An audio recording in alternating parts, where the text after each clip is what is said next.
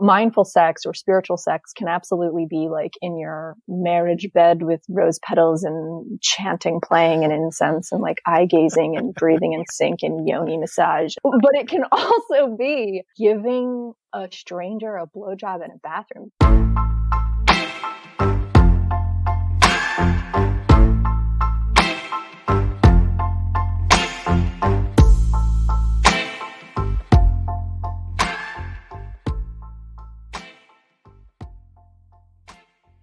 Oh my God.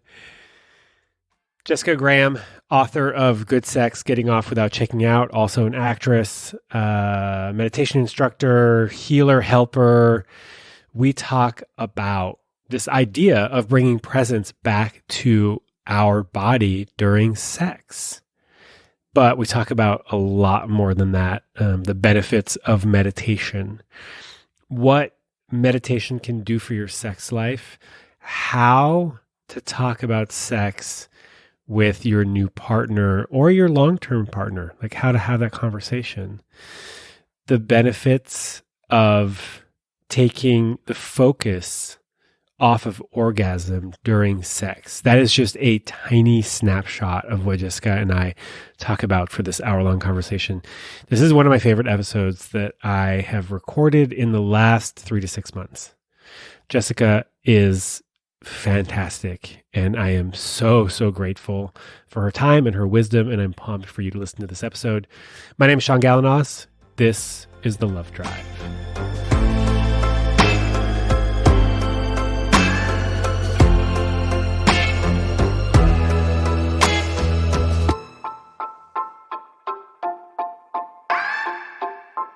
Are you ready? I'm ready. Okay. Jessica, could you please introduce yourself?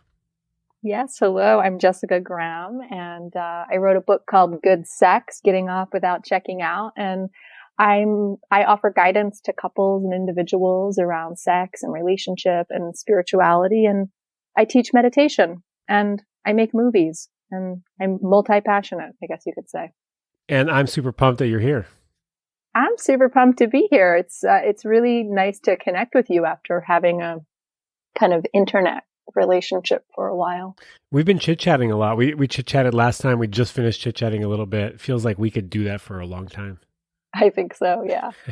Let's do it recorded this time for people to enjoy. You wrote a book. So I was introduced to your work. I don't know how I came about the book. Good Sex, Getting Off Without Checking Out. But it just like, I don't know what it was. I don't know who told me about it. I liked the idea. Right. I like the idea of not checking out. I love the idea of presence. I think that presence is the biggest gift, one of the biggest gifts that we can give to people, right? Our attention, our presence, like being there, fully there for them. And so this idea of bringing presence and mindfulness to sex, I love. And you were able to put it together in a package that is approachable and understandable and sort of easy to implement, which is hard to do because there's a lot of books on presence and sex, but they're like esoterically new age and they're hard to connect to. And your book is not that. Well, thank you. Then that means I was able to accomplish what I set out to accomplish, which was to, write something for people who didn't necessarily relate to the esoteric or the sort of dogma-laden views and philosophies on this. And I'm obviously inspired by and a fan of that stuff. But when I really got interested in getting on this path of mindful or conscious or awakened sex, I really wanted something that I could relate to, that was accessible for me and that wasn't boring, right? Like that wasn't like vanilla flavored cardboard.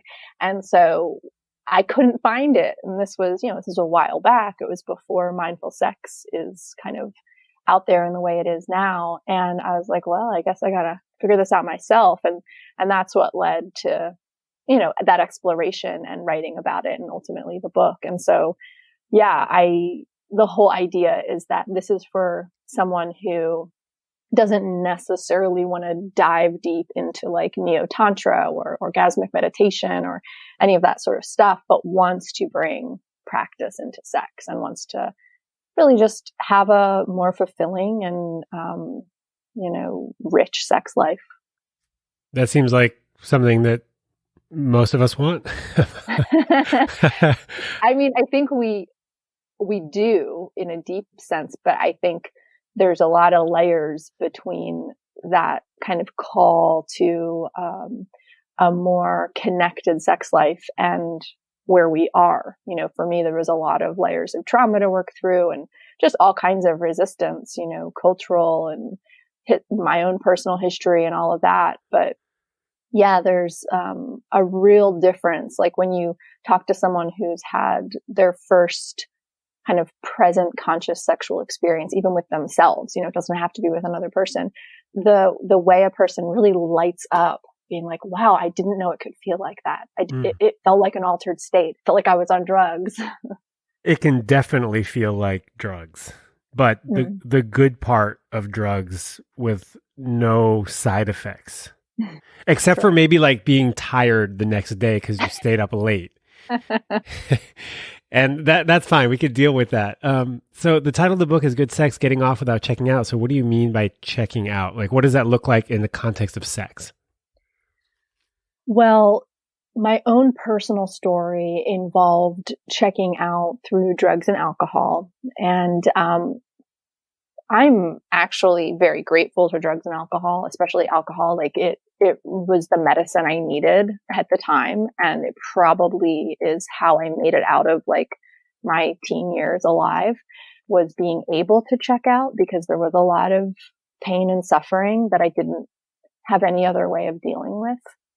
And so the checking out was necessary, and it did block me from certain experiences, such as actually being in my body during sex. And I had a really fun sex life, kind of from the beginning. There were definitely some negative experiences, but for the most part, I was not ashamed of my sexuality. I was kind of pretty sexually empowered from an early age. And so it wasn't that I didn't experience the sort of pleasures and joys and fun of sex. It was just that it was really dulled down. And the drinking allowed me to, have some sex that I probably didn't really want to have. It put me in some unsafe situations, and it really limited what was possible as far as the embodied aspect of sexuality. And so step one for me of not checking out during sex was to get sober and to not use drugs and alcohol in that way anymore. But whether or not someone is kind of anesthetizing themselves that way, there's lots of ways to check out. And the main one is just to be stuck in the mind. And that's one of the number one things people ask me about, is like, how do I get out of the anxiety in my mind and into my body? And it's as simple as a meditation practice, just like when you sit down and you're trying to focus on your breath and you get pulled into your mind and you start thinking about what you got to do tomorrow. You just gently, without judgment, return back to the breath. And it's the same thing here. You gently, without judgment, return back to the pleasure in your body associated with sexual activity. And with practice, that can change your sex life and change your life. And then there's obviously much more to the adventure. If you want to know more tools and tips, then go buy the book. But what you have so aptly been able to describe is what I sometimes struggle to tell people, which is like the act of letting go, right? In all aspects of life is a lot like meditation, right? So for me, when I meditate, there's an object of meditation. It's usually the breath, right? Breathe in, breathe out. And then what happens is something comes up, right? My mind latches onto some sort of thought, and then I let that thought go and I come back to the breath. And what I'm hearing you say is that checking back into the body during sex feels a lot like that, right? You're having sex, you find yourself having sex, whether it's alone or partnered, and then you'll be in your head about how does this feel? Am I doing something? It'll be like, maybe performance related, or maybe you're worried about something after sex. Did you do, you have the to-do list that you're checking off. And essentially we're talking about just bring it back. Bring it back to the body, right? Bring it back to the felt sense, to like, what am I feeling? How does this feel? what is this person doing or what am I doing to myself? How does that feel in my body? Is that sort of what it looks like? Yeah, absolutely. And that, that can be a tall order for some of us, like just the practice of concentration alone, like learning to stay with the body when in general, most of us live from the neck up in our minds. That alone is it's something that takes cultivation and practice. But then there's also all kinds of reasons we don't want to be in our bodies. A lot, I don't have the statistics in front of me, but there's a large number of people of all genders who experience pain during sex and never tell their partners. Just that alone, is a reason you might not want to be in your body. Maybe you don't want to be having sex with the person you're having sex with. That would be a reason not to want to be in the body. And then, of course, the number of people who've experienced sexual trauma is astounding. And that's a reason that you might not want to be in your body too. And so it's definitely, it's not as simple as, just come back to your body. And that's why the process of bringing mindfulness into sex often involves a lot of healing and a lot of sort of reimagining what is it like to be in my body? How can I be in my body in a way that does feel good? And how can I make choices in my life and in the partners I'm with that invite me into my body rather than make me want to get out of my body? There's so many links to all of this, right? Like living a more empowered life, right? And that sounds a little woo-woo, but basically like making good choices for myself and my growth and advocating for my needs and my wants and my desires and the things I don't want as well. That can all have a bunch of positive effects in life, but then also in our relationship to our body, right? Because we're trusting ourselves that we can take care of ourselves. Yeah, absolutely. And we're listening to ourselves, I mean, I was getting my hair cut once when I was able to do that, because we can't really do that in California anymore. And my stylist, we were talking about sex, and my stylist said, I never was in a situation where I said no and someone kept going, but I was in lots of situations where I didn't say yes. And I was like, wow. This was actually, I think, while I was writing the book. I think it might have made it into the book now I'm thinking of it. And it was like, yeah, like how many times did I bypass what my body wanted or bypass even a maybe, right? Like maybe my body was like, oh, maybe, I don't know. And I'm just like, it's yes, go. Maybe is yes. Yeah. And it's just like, wow, like I'm really grateful that I can no longer do that. I can't bypass my body anymore. Like it doesn't allow me to. And, that can be inconvenient sometimes in various aspects of life, but I would never change it. And a big part of that was just learning to listen to my body around sex. It's such an intimate, primal kind of aspect of being human. And when you learn to listen to those cues in your own body around sex, it really opens up your communication with your body in general. Guys, it feels good to hear you say that you can't bypass a no in your body anymore. And I resonate deeply with that. I've always been really promiscuous. I'll just go out there and say it. If you're listening to this podcast, that's probably not a shock to you. I also have loved my sex life. It's been varied and exciting, and there's been a lot of partners, and it has come rather easily. And I think part of that is my personality and my looks, and also the other part is I'm just really bold, right? Bold, and I've learned to ask for what I want, and I've it's like the Wayne Gretzky quote: "You miss 100% of the shots you don't take."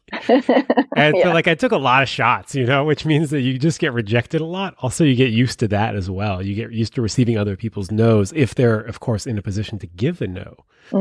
But so I've always been really promiscuous, and I've realized over the years, and it's probably in the last 5 years, and I'm 38 now, so around 32, 33, there are experiences where I had to stop having sex because it didn't feel good or it didn't feel right. For whatever the reason is, usually around the fact that there wasn't enough of an emotional connection for me to continue having sex with this person, even if it was something casual. Yeah. I wanted there to be some intimacy. And you can have intimate casual sex. I actually want to write a book called The Guide to Intimate, what is it? The Casual Guide to Intimate Sex, or The Intimate Guide to Casual Sex. I love that. I can't I can't remember which, but I got to a point where like, oh, there isn't enough intimacy here. I can't continue to have sex with this person, or I can't even like start having sex with them. And I've had to stop the makeout process where we both assumed that we were going to have sex. Mm-hmm. And I'm grateful for that as well. I'm grateful that I don't have to regret having sex anymore. Yeah. And I've had those regrets before, and it doesn't feel good. It's not great for the other person either. You don't have sex where you regret it, then the other person knows that you regret it. Like, that kind of feels shitty for everybody. Absolutely. Yeah. Yeah, absolutely. It's interesting. That word promiscuous, like, it definitely describes most periods of my life. And I like the word, actually. I do too. Like, there's nothing wrong with it. Yeah.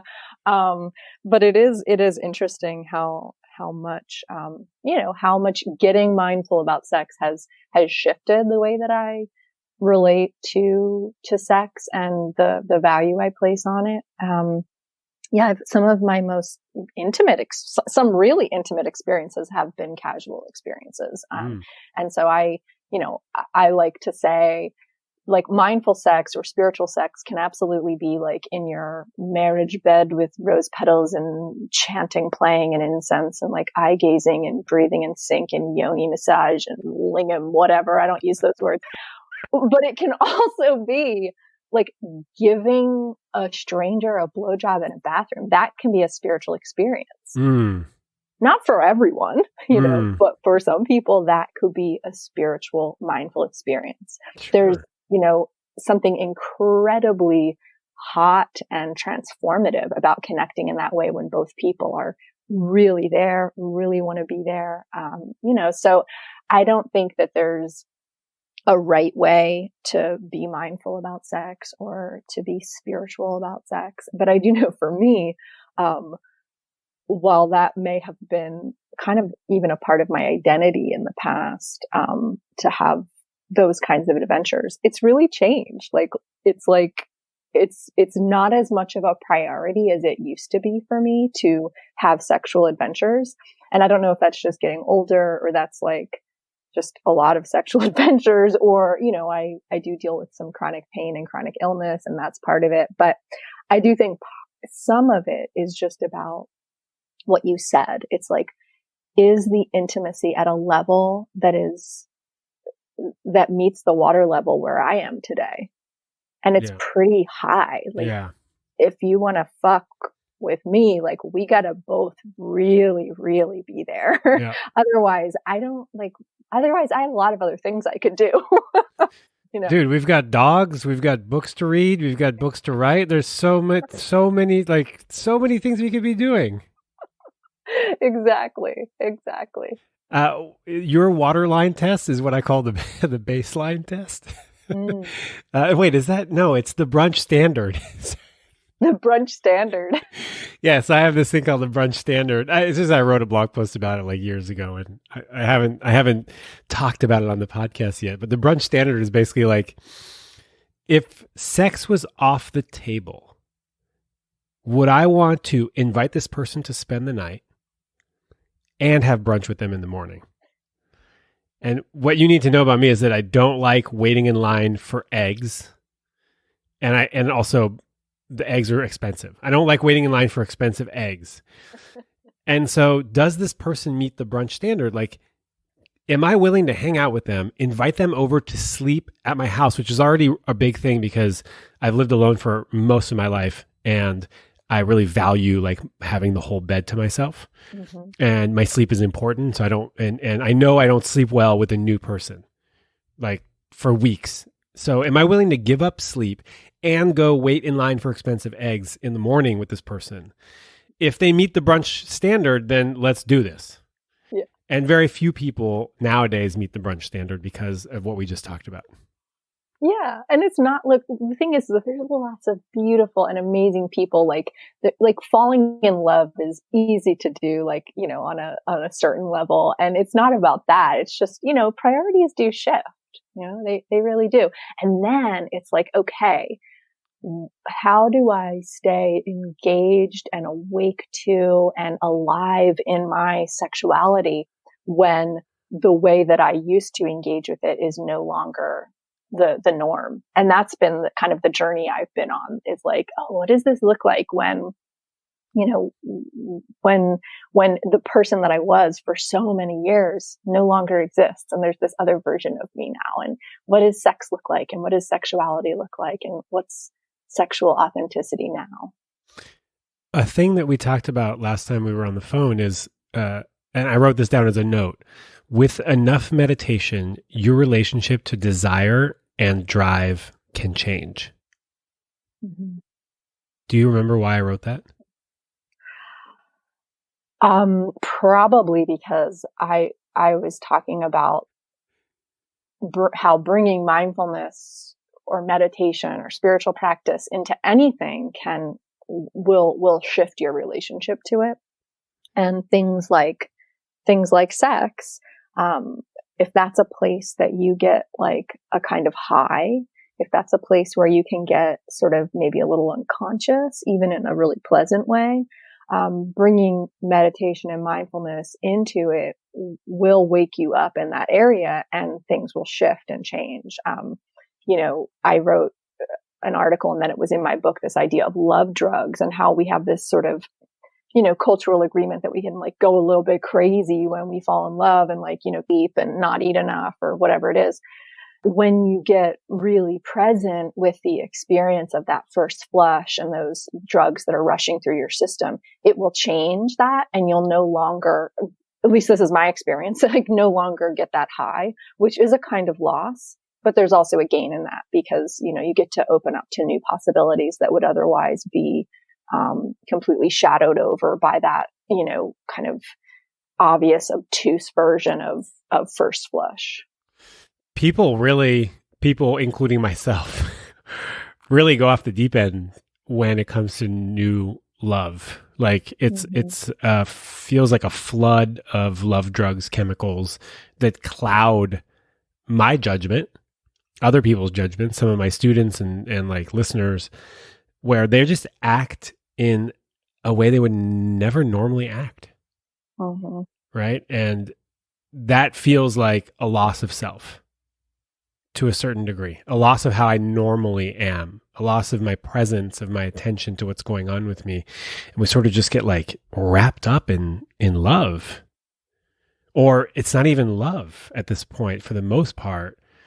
It's chemicals. Yeah. And it's also, it's like before love can even come into the picture, we're talking about like attachment and lust and like yearning and desire and sometimes desperation and grasping for a thing that we think will probably save us from the existential dread of being a human and walking alone on this earth. And the allure is strong with new lust and love. And I'd love to hear from you on how can we get pragmatic about the role of meditation in this? Yeah. Well, first is just the disclaimer that when you do this, it will change that experience.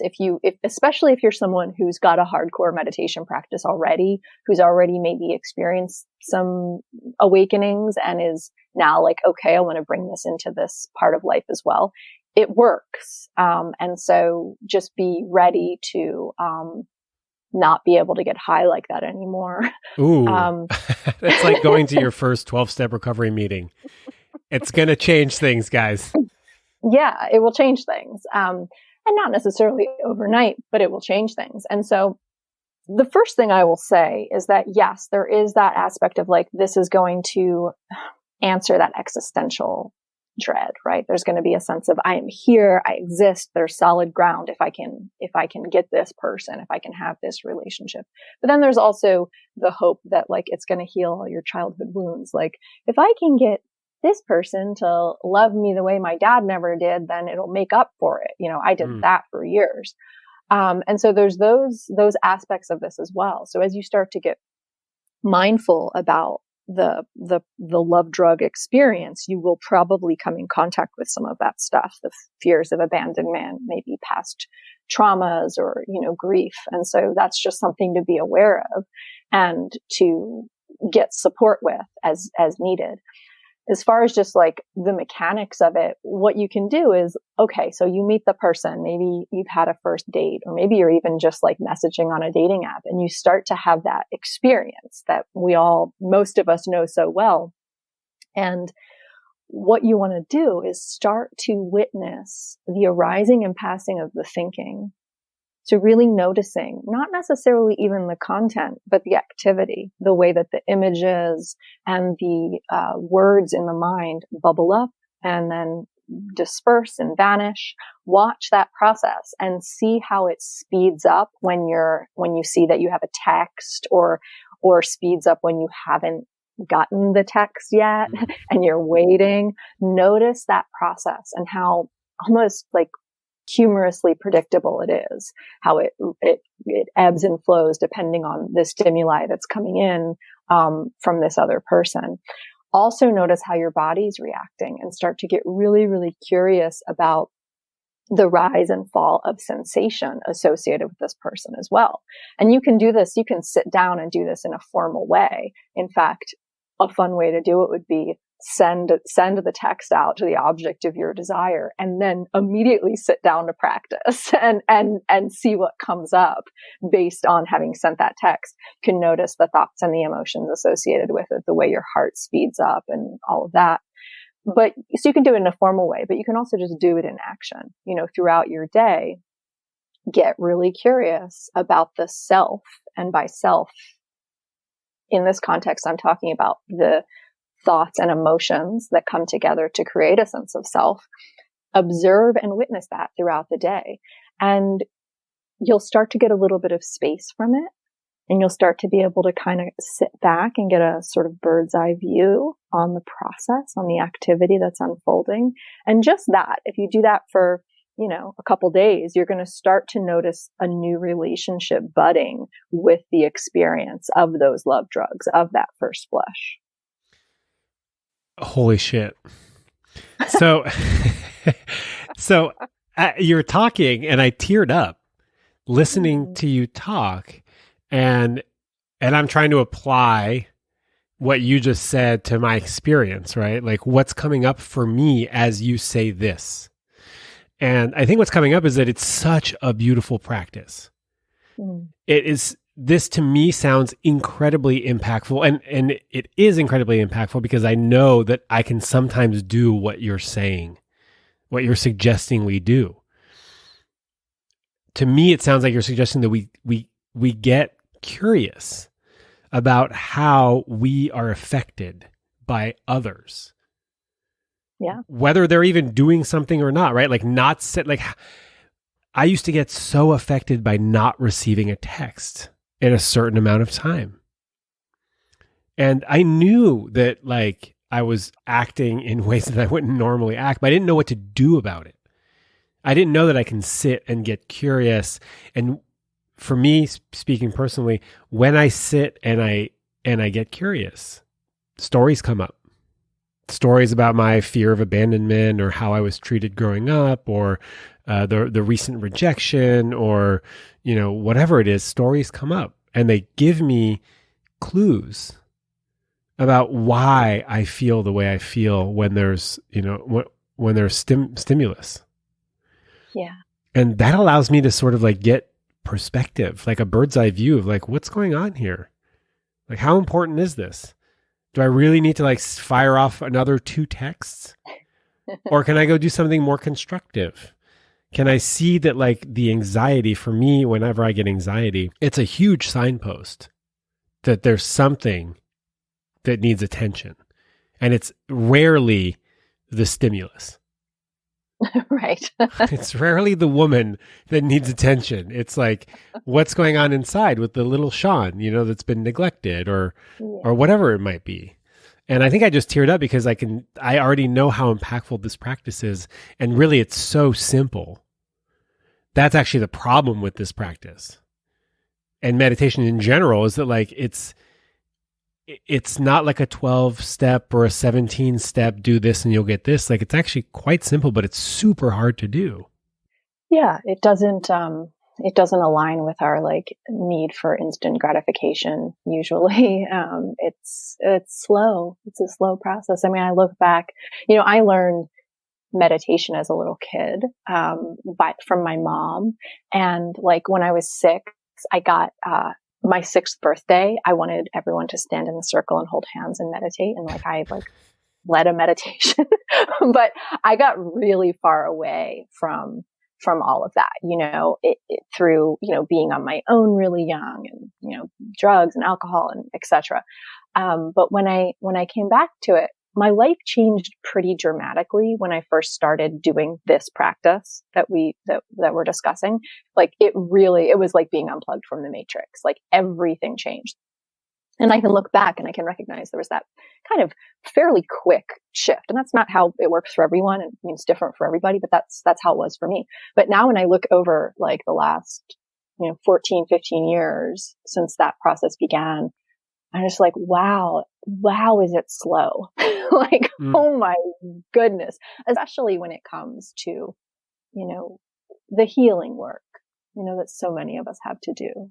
It's a spiral. You come back around to that stuff again and again. I just recently came back around to another layer of grief and trauma. And okay, I know it's not the end of the world. It's just, I'm going to move through this just like I moved through the last layer, but it isn't something that swiftly rearranges your entire being, but there can be some, swift movements, but usually then there's many years of integration, even if that's the case. And it's beautiful to look back and see how far, you said 14, 15 years. I'm guessing that you've come a long way in those 14 years. Yeah, I think so. It's slow, but it works. Yeah. And in some ways, if you think about it, it's even if we say 15 years, right? When you think about a lifetime, is it worth it to put 15 years in to suffer so much less? I say yes. And actually it's not that much time when you think about it. And really, if you dedicate yourself to a practice, and it doesn't have to be what I just outlined, find what works for you, but you dedicate yourself to that, in the way that you and I have both dedicated ourselves to various practices and modalities, it will work, and you'll see a change pretty quickly. Give yourself 90 days of meditating 15 minutes a day. Things will be different at the end of that 90 days. Will you be a completely different person with a completely different, sex life and relationship life? No, but things will start shifting. And it really just takes that willingness to really just to do it. I can say that practicing meditation, and I don't do it very often, I have I'd like to say that I have a meditative perspective on life. Practicing letting go and the ability to let go is the single most beneficial thing that I've gotten from my meditation practice. And it benefits me in every single aspect of my life. Right. And a lot of people say, how do you let go? How do you let go? And I've been in 12-step recovery. We talk a lot about letting go. And a lot of the work, I've been influenced a lot by 12-step recovery, in terms of turning my will, my life over to the care of a higher power or of God. That's an act of letting go, right? Letting go of the need of getting a text message back. That's an act of letting go. There's countless examples in which I'm able to let go. And sometimes I can't let go. There's a guy on my street who I live in Montreal. It's highly impacted. There's not a lot of parking. This guy has 5 cars, and he does Turo, which is Airbnb for cars. And he moves his cars around all the time. And So, okay, so the fact that he has 5 cars is kind of lame. What he does that's even more lame is that when he moves a car, he'll take his other car and he'll scoot it in between 2 spots. So he's taking up 2 spots so that when he comes back, he can scoot his car back and take the parking. And this drives me absolutely insane because it's not illegal, but it is the biggest dick move that he can do in this area. And there's nothing we can do about it. Like we can't, I like want to vandalize his car, but I can't. And like, I'm thinking about ways, like I've thought about like, oh, I'm going to sneak out in the middle of the night, 3 o'clock in the morning. I'm going to wear all black. I'm going to get the air out of his tires to fuck with his customers and to fuck with him. And I've been struggling with this for months. Right. So this is just an example of like how like it works, but it doesn't always work. And it doesn't work in all examples, like in all parts of my life. And like, I can let go of all sorts of stuff. Like rejection just doesn't bother me anymore, but someone fucking with the parking really bothers me. And this is just, it's like another example of like how long this is going to take, right? This whole process is like a lifelong process. Anyway, I just wanted to share that story with you and with my listeners. Yeah. I mean, and that's the thing, like we're going to keep being human. No matter how much 12-step, no matter how much meditation, therapy, whatever else, we're going to continue to be human beings. And I think that was a really important lesson for me, because, I had some periods where I was like, oh, okay, like life is just going to be wonderful all the time now. It was sort of like a low dose of LSD and Xanax. And it was just like, it was all due to meditation. I wasn't taking any drugs. And it was just like, it was amazing, right? No problem. Like nothing was a problem. Everything was deeply connected. Now, in some sense, that never went away, right? That there's a knowing of that. But I did end up having to rejoin humanity at some point. And I remember being like, no, I want to go back to that other thing. And I had to like really listen to my teachers and really get in touch with the truth that I am a human with human emotions, with a human brain. And the point is not to transcend my humanity. It's to become more human and to have complete experiences. And so when I run into something where it's like, there's a lot of self coming up, there's suffering arising, I allow myself to have that experience before just being like, all right, I got to use my tools to get away from this experience and to be more enlightened. And there's so much life in that. And that's what I'm interested in, is like, how can I be more alive? And yes, more and more awake and alive, but alive. Mm. Yeah. I've heard it said several times, something along the lines of like, we meditate so that we can go out and play in the world and like be less shitty humans and have less fear and pain, basically.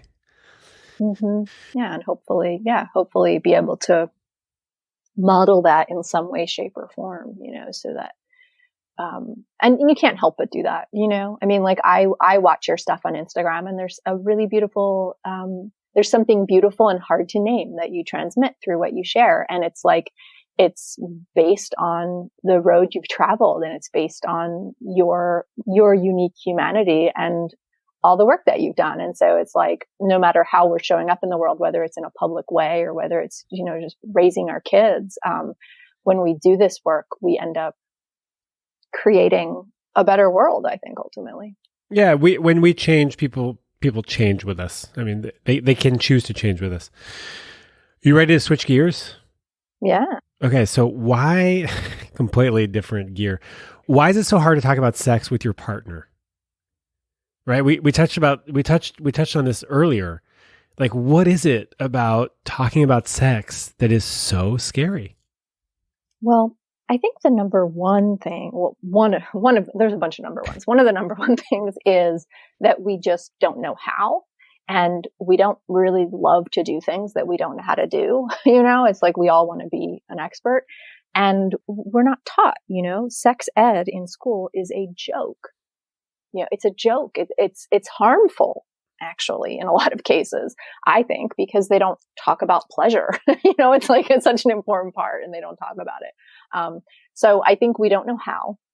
And there's, we still live in very much a Puritan culture.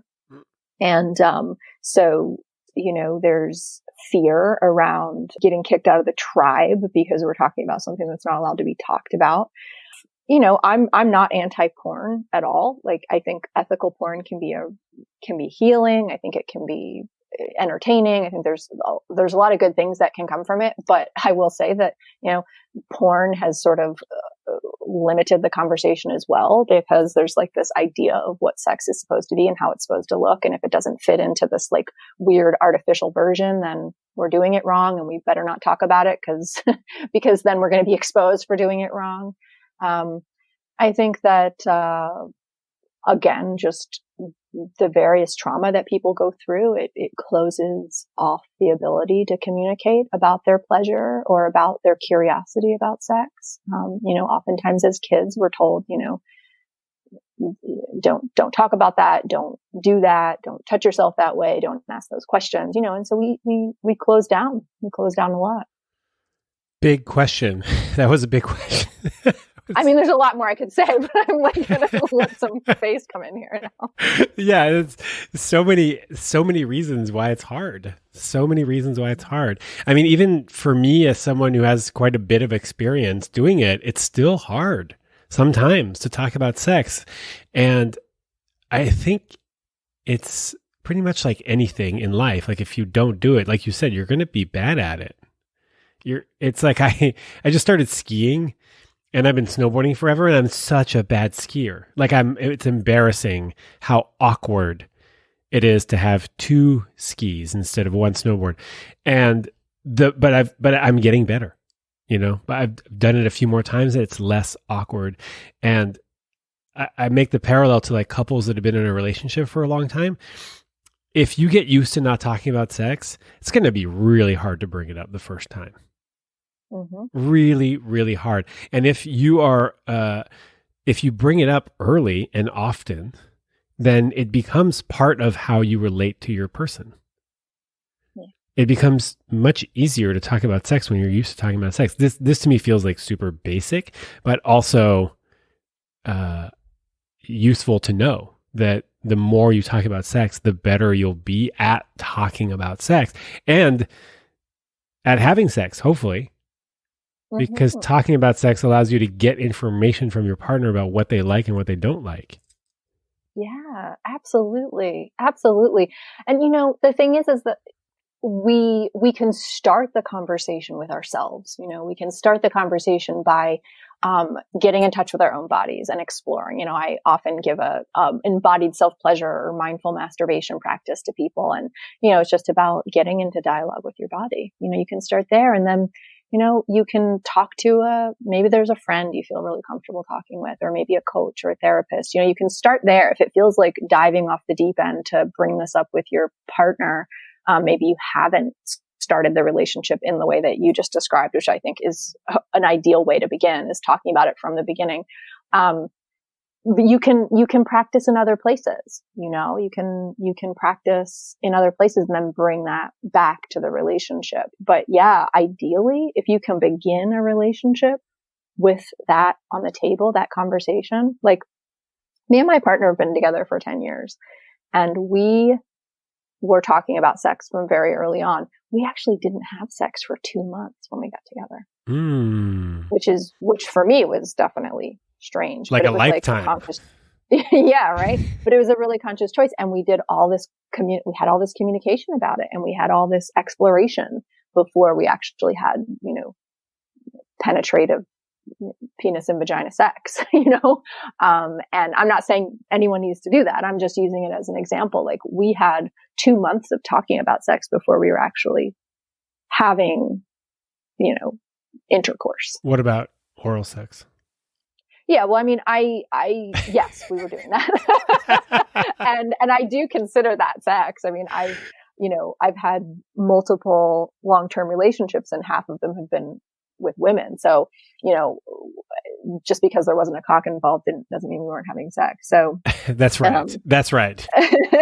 but I do think, this is a different topic, but safe sex, nobody wants to hear this, myself included. But when we're talking about safe sex, because mindful sex is, also about safety, oral sex it's sex. There are STIs that can absolutely be passed that way. So just putting that out there for anyone who hasn't, it's kind of like vegetarians with cheese. It's like eventually you have to realize that some cheese is actually not vegetarian, and then you have to deal with that. So I'm just putting that out there for people that haven't dealt with that reality yet around oral sex. This doesn't sound groundbreaking to me. I mean, I feel like, yeah, you can get plenty of STIs with just having oral sex.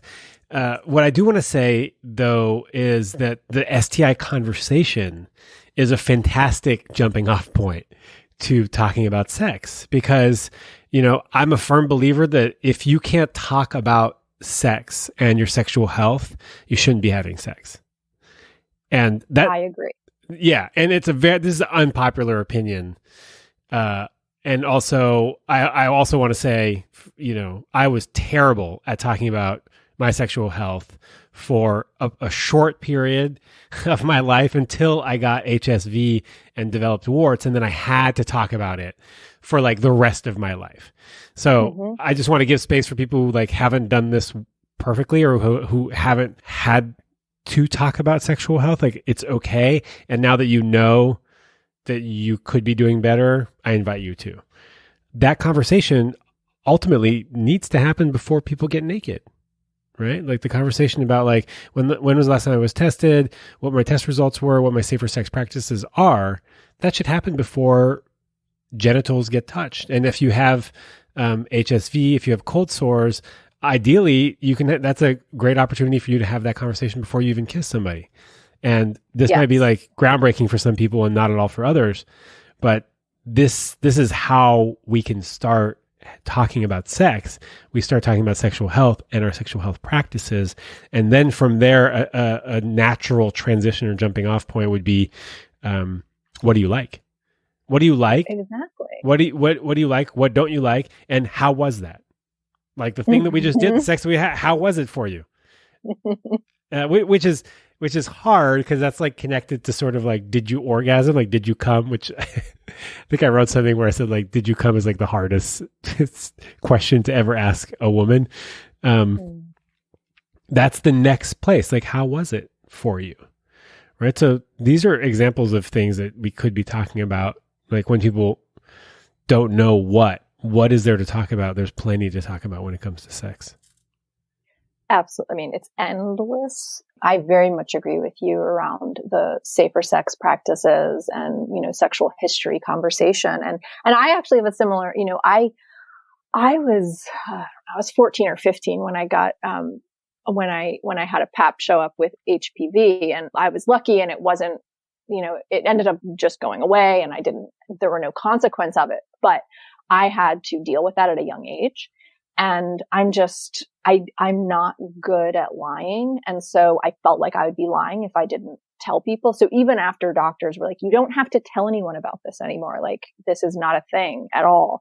It hasn't shown up. Like, I did it. And I remember the first conversations were really, really horrifying, and I hated having them, but I learned at that young age to do it. And so it's just part of how I orient sexually. It's just part of the way that I do things. And it's definitely something that I work with others on, because there are a lot of people who do not see it that way and are not having those conversations. And it really is important. And it really, like you said, is a jumping off point. And it's good news. Like, if you're having that conversation, it means that you're going to maybe be having sex.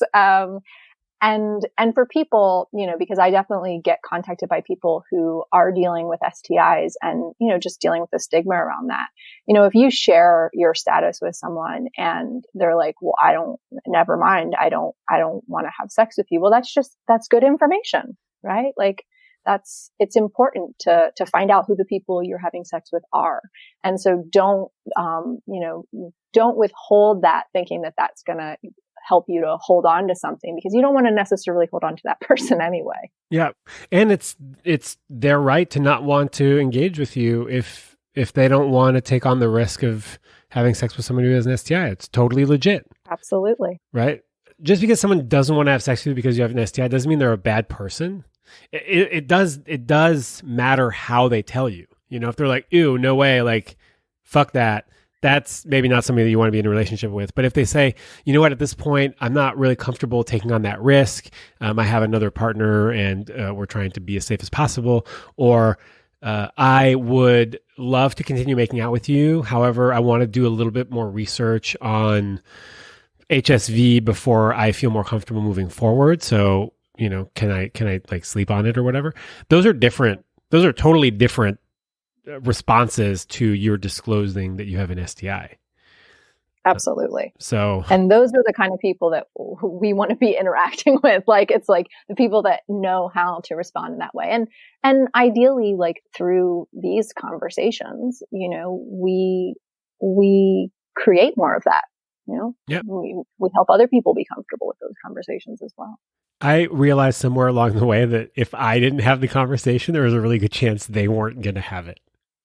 Mm-hmm. Like, I want to say like 80% of people that I had sex with, I just didn't see it happening unless I brought it up, which is maddening, saddening, and like, I guess understandable. Less so now, more so back then when we didn't know as much.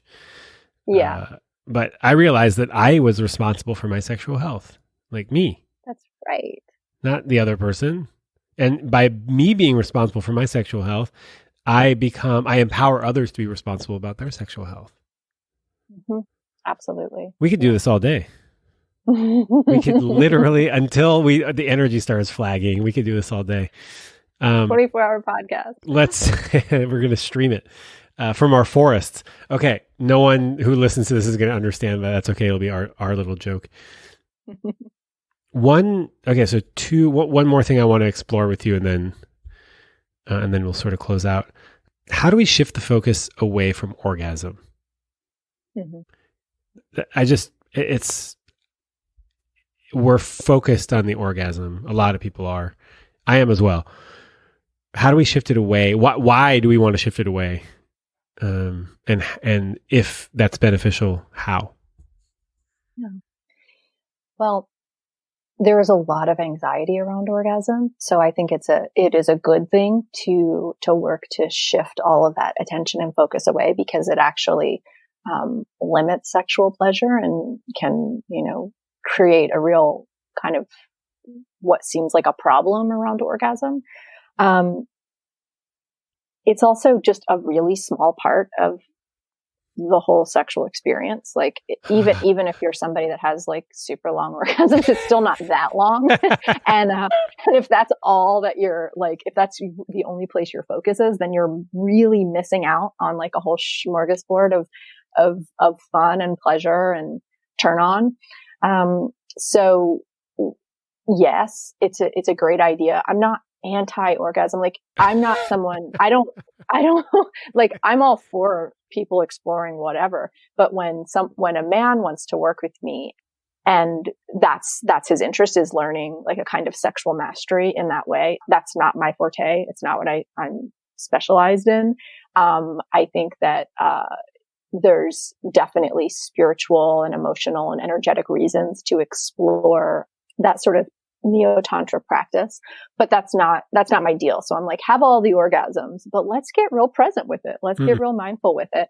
And, you can start that on your own just by bringing mindfulness into masturbation and taking orgasm off the table, or just putting it like on the other side of the table, like far away, and really just focusing in on the sensations of pleasure. And you can even set a timer, make it like a practice, and explore your body and explore touching all different parts of your body, not just your genitals, and explore touching yourself in ways that you haven't before, and tune into what feels good and keep tuning into the pleasure rather than driving towards the orgasm. And you can also do this by relaxing. A lot of people tighten up around sexual pleasure. It's hard to hold it for some people. So learning to breathe and relax into your pleasure without, pushing towards that moment of release. And what can start to happen is you can have an orgasmic experience like throughout the sexual interaction rather than just an orgasm.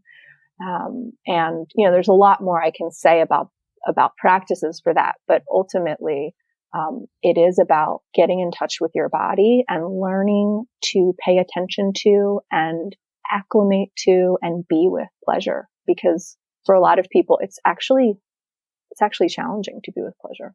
They'd rather push through the experience, get to that one big burst of pleasure, and then like, okay, I'm done, rather than be with an ongoing sort of ebbing and flowing of pleasure. Wow. Yeah. The relaxing.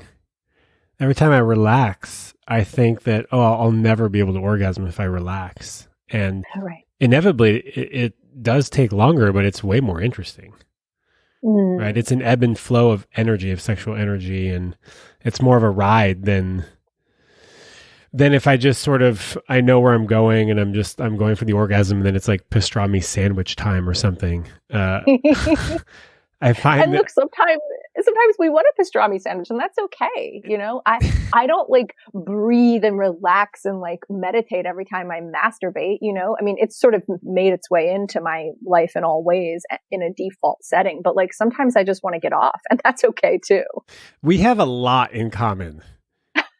I'm like now realizing we have a lot in common, especially around the ways that we, the way that we teach with a lot of permission. Right? Like there's nothing wrong with a spiritual bathroom blowjob. Right. There's nothing wrong with that. There's nothing wrong with having focus on orgasm and going for it and then making a sandwich. There's nothing wrong with not talking about sex if you don't want to talk about sex.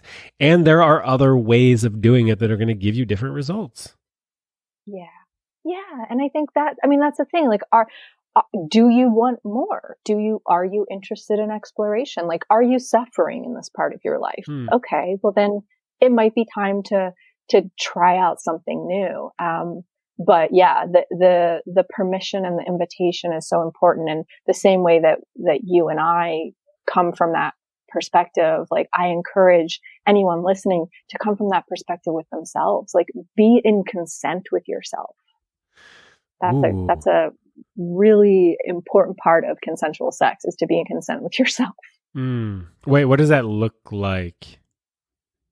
Well, it can look like being honest with yourself that you don't like the sex that you're having. I mean, that's that. It could be as simple as that. It could be about knowing that there's, an aspect of your sexual expression or your sexual life that is causing you or someone else suffering, and you're sort of tucked it away, and being willing to take a look at that. But it's also about pleasure, right? Like, it's about like affirming what feels good and going towards what feels good. And really being in communication with yourself about all of it. I mean, it's really easy to hide various aspects of our sexuality or our, sexual beliefs or, all of that underneath some carpet. It's really easy to do that because our culture doesn't really support looking at that stuff. And so to be in consent with yourself, it's like to be willing. Okay, I'm going to put this under the carpet right now, and I know I'm doing it, and I know it's there, and I'll come back to it. Fine, that to me would be consent. But to just stuff it all under there and to pretend like it's not happening, it's like, yeah, that's not going to lead to joy and freedom and pleasure.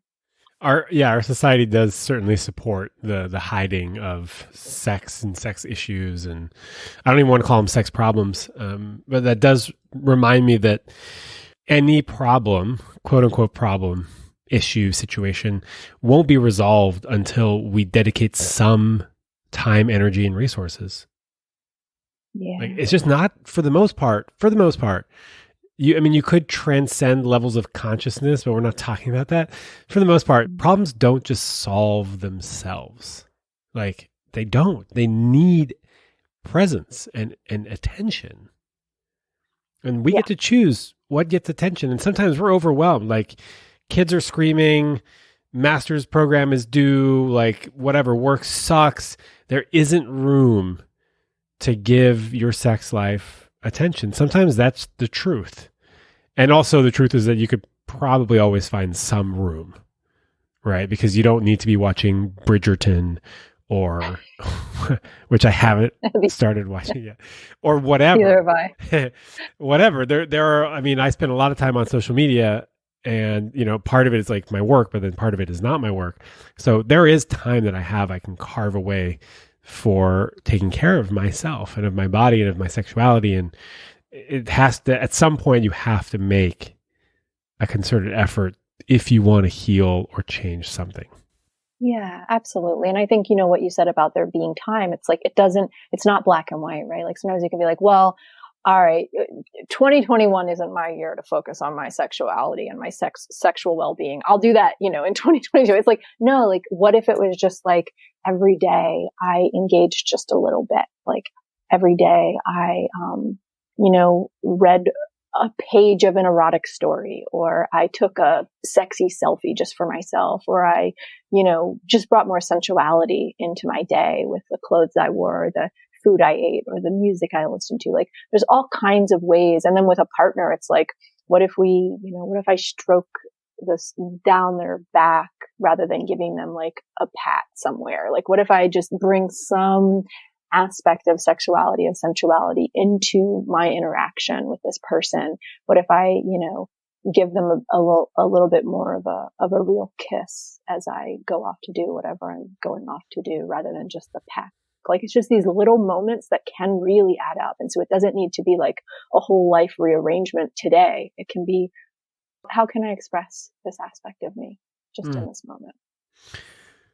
What if I just looked at my partner during orgasm for a quarter of a second instead of keeping my eyes closed all the way?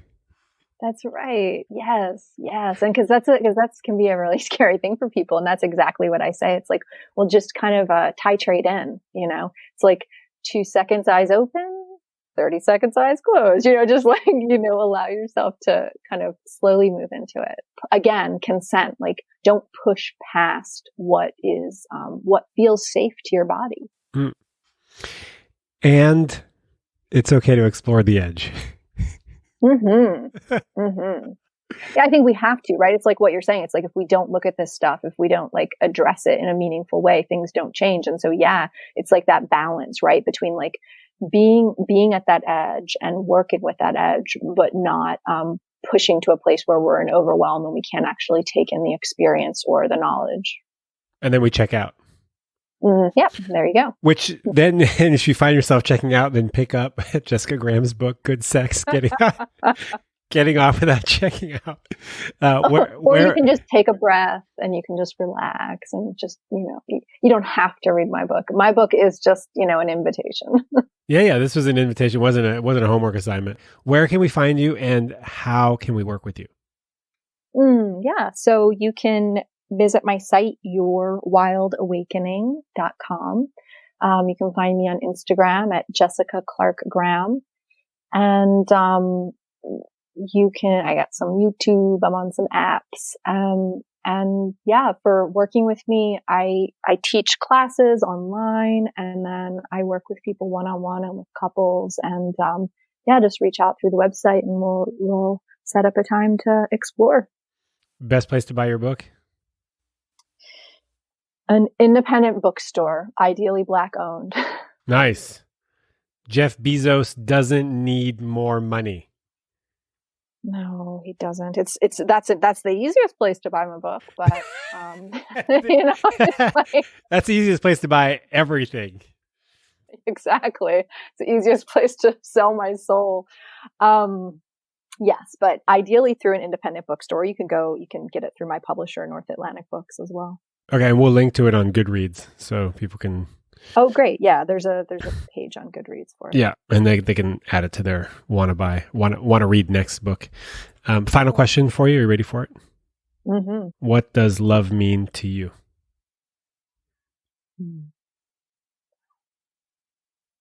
my experience is that love is in everything, everywhere, beyond possible human comprehension. So love is Trump. Love is the lunch I'm going to eat today. Love is you. Love is this conversation. More and more what I found is that I can't separate myself or anything else from love. And that's the absolute love, right? Like that's the divine love. And then there's the beautiful, complicated, messy, gorgeous, heartbreaking love of human, the relative aspect. And, in some ways that's a lot more complicated than the absolute, all-encompassing, mysterious, never-ending love. Wow. Thank you so much. That's beautiful. I'm always blown away by people's answers. This one was particularly mystical, though. I loved it. Thank you, Jessica, so much. Thanks for asking. Yeah. And thank you for your time and for your wisdom and for sharing so openly with us today. Absolutely. My pleasure.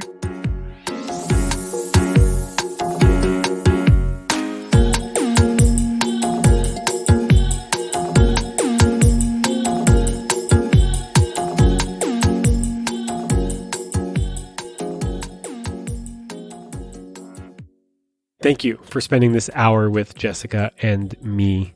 And I haven't done this in a while, but I think it's time that I let you know that if this podcast is making a huge impact in your life and changing the way you see and do relationships, and you want to thank me for that, the best way you can do that is by supporting this work, my work, and the Love Drive podcast, by making a small but meaningful contribution on a monthly basis of at least $5 a month, which I know sounds like a lot. And then at the same time, like it's also just the price of a coffee. It's like, it's both a lot and not a lot. And your support means the world to me. Like it really makes a huge difference. Running this podcast, interviewing these guests, all the gear required, the editing, the editors, it all costs money. It really does. And if you want to help, and if you want to make sure that this podcast stays available to you for your growth and your deepening of relationships and intimacy and communication, then go to thelovedrive.com/join and make a small but meaningful contribution to this work. And for everybody who does, I see you every month. Thank you. Thank you so much. Have a beautiful week.